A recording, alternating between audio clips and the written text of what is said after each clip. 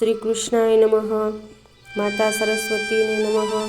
સત્સંગ સાગર યુટ્યુબ ચેનલમાં આપ સૌનું હાર્દિક સ્વાગત છે. જો તમે મારી ચેનલમાં નવા હો તો મારા વિડીયોને લાઇક કરો, શેર કરો અને સબસ્ક્રાઈબ કરો. આજે હું તમને સંભળાવીશ આ વિડીયોમાં શ્રીમદ્ ભગવદ્ ગીતા અધ્યાય 17 શ્રદ્ધા ત્રય વિભાગ યોગ. અર્જુન બોલ્યા, હે કૃષ્ણ, જેઓ શાસ્ત્ર વિધિ છોડી દઈને કેવળ શ્રદ્ધાથી જ પૂજન કરે છે તેમની ગતિ કેવી થાય છે? સાત્વિક, રાજસી કે તામસી? ભગવાન બોલ્યા, મનુષ્યોને સ્વભાવથી સાત્વિક, રાજસી અને તામસી એમ 3 પ્રકારની શ્રદ્ધા હોય છે.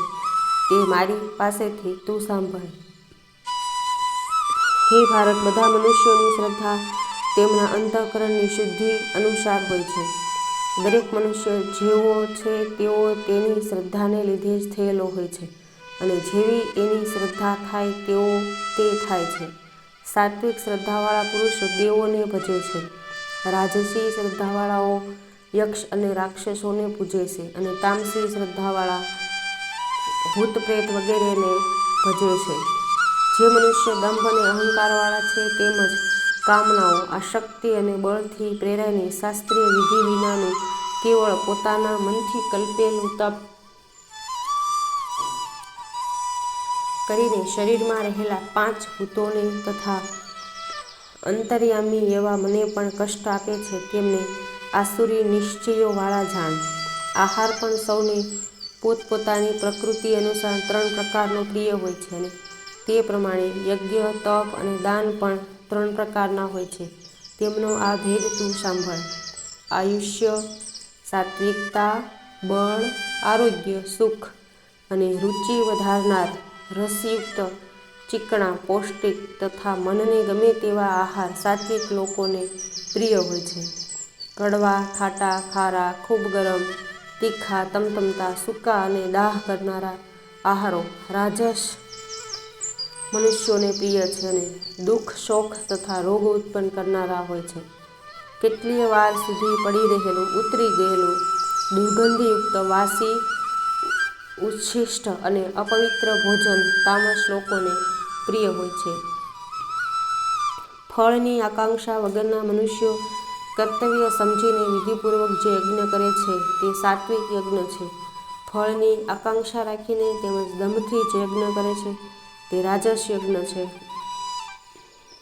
શાસ્ત્ર વિધિ રહિત, અન્નદાન રહિત, મંત્ર રહિત, દક્ષિણા રહિત અને શ્રદ્ધા રહિત જે યજ્ઞ કરવામાં આવે તે તામસ યજ્ઞ છે.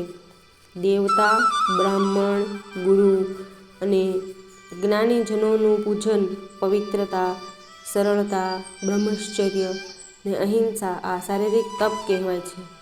કોઈને ઉદ્વેગ ન કરવાની, સત્ય, પ્રિય અને હિત કરનારી વાણી બોલવી તથા સદ્ગ્રંથોનું પઠન કરવું તે વાણીનું તપ કહેવાય છે. મનથી પ્રસન્નતા, સૌમ્ય ભાવ, મૌન, આત્મસંયમ અને ભાવના શુદ્ધિ મનનું તપ કહેવાય છે. આ પ્રકારનું તપ જ્યારે પરમ શ્રદ્ધાથી યુક્ત થઈ ફળની આકાંક્ષા વગર કહેવામાં આવે છે ત્યારે સાત્વિક તપ કહેવાય છે. કોઈના સત્કાર, ખુશામત અથવા પૂજા માટે જે તપ થાય છે તે ક્ષણિક અને અનિશ્ચિત ફળ આપનાર રાજસ તપ કહેવાય છે. જે મૂઢતાપૂર્વક હઠથી મન, વાણી અને શરીરને પીડીને બીજાનું અનિષ્ટ કરવાના હેતુથી તપ કરાય છે તેને તામસ તપ કહેવાય છે. દાન આપવું એ ફરજ છે તેવી બુદ્ધિથી બદલો મળવાની આશા વગર યોગ્ય સમયે યોગ્ય વ્યક્તિને જે દાન આપવામાં આવે છે તે સાત્વિક દાન કહેવાય છે. પરંતુ જે બદલો મળવા માટે અથવા ફળની આશાથી કચવાતા મને દાન આપવામાં આવે છે તે રાજસ દાન કહેવાય છે. જે દાન સત્કાર વગર, તિરસ્કારથી અને અયોગ્ય દેશકાળમાં કુપાત્રને આપવામાં આવે છે તે તામસ દાન કહેવાય છે. ઓમ તત્સત. આ 3 શબ્દો બ્રહ્મના વાચક છે. તેનાથી પૂર્વે બ્રાહ્મણો, વેદો અને યજ્ઞો નિર્મિત થાય છે. માટે બ્રહ્મને જપનારાઓ ઓમ એવો ઉચ્ચાર કરીને વિધિપૂર્વક યજ્ઞ, દાન અને તપ વગેરેમાં પ્રવૃત્ત થાય છે. તત એટલે સર્વ તે પરબ્રહ્મ જ છે એવી ધારણાપૂર્વક તત્નો ઉચ્ચાર કરીને ફળની આકાંક્ષા રાખ્યા વિના મુમુક્ષો કેવળ મોક્ષ માટે યજ્ઞ, દાન, તપ વગેરે કરે છે. સત આ પરમાત્માનું નામ સદભાવમાં અને શુદ્ધ ભાવમાં વપરાય છે તથા કલ્યાણકારક કર્મો માટે પણ સત શબ્દનો પ્રયોગ થાય છે. યજ્ઞ, તપ અને દાન વગેરેમાં દ્રઢતા એ પણ સત કહેવાય છે. ઈશ્વર પ્રીત્યર્થે જ કર્મ હોય તે પણ સત કહેવાય છે. હે અર્જુન, અશ્રદ્ધાથી યજ્ઞ, દાન, તપ કે જે કંઈ કરવામાં આવે છે તે અસત કહેવામાં આવે છે. તે અહીં અને પરલોકમાં કલ્યાણકારક થતું નથી. ઇતિ શ્રીમદ્ભગવદ્ ગીતા શુપનિષથુ બ્રહ્મવિદ્યાયામ યોગશાસ્ત્રે શ્રદ્ધા ત્રય વિભાગ યોગ નામનો સપ્તદશોऽધ્યાયઃ.